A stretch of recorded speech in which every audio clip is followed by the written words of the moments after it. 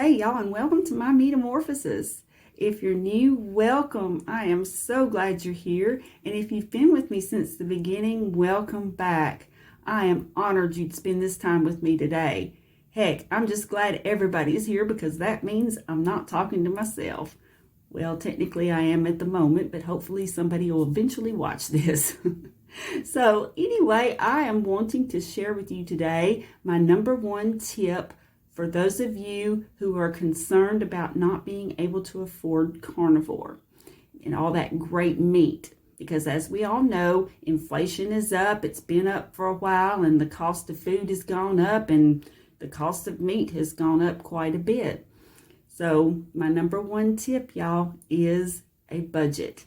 Now, I know that that's a sore spot for some people. Some people view a budget as being constrictive, limiting, and then other people, like me, think that they actually are budgeting. They know what they need to spend in their head, and then they do track their transactions, but they don't really plan before the month begins exactly what every single category's budget amount is.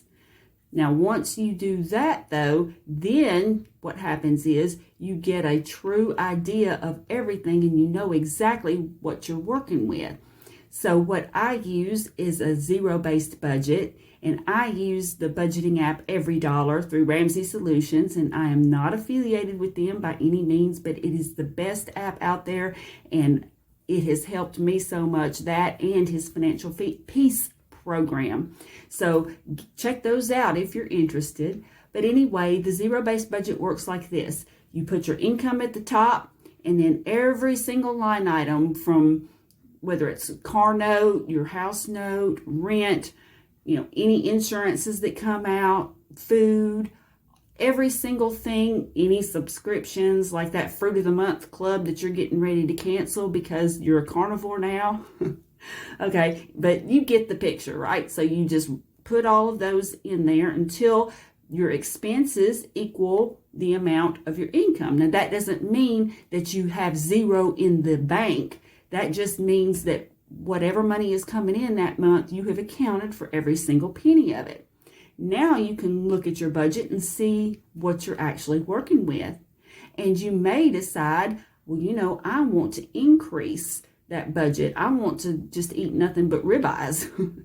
And okay, that's fine, but you're in charge of the budget. So you can go in and you can cancel even more things, or you can move some money around until you have enough in that grocery category to buy whatever it is that you want.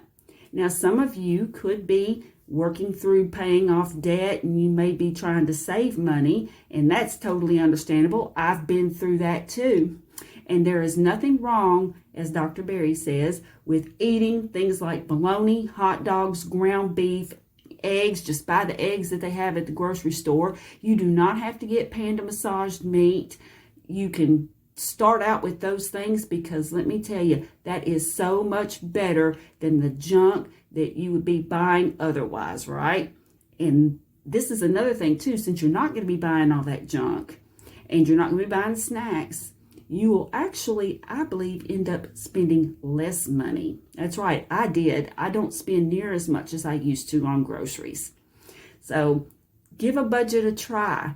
I can promise you that it will help you not only in the area of your groceries, but in your entire life.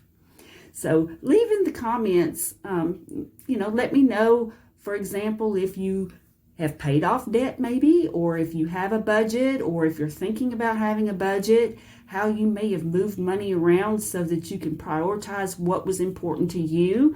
Like, for example, being able to eat well on Carnivore. I would really love to read them, and I enjoy interacting with everybody.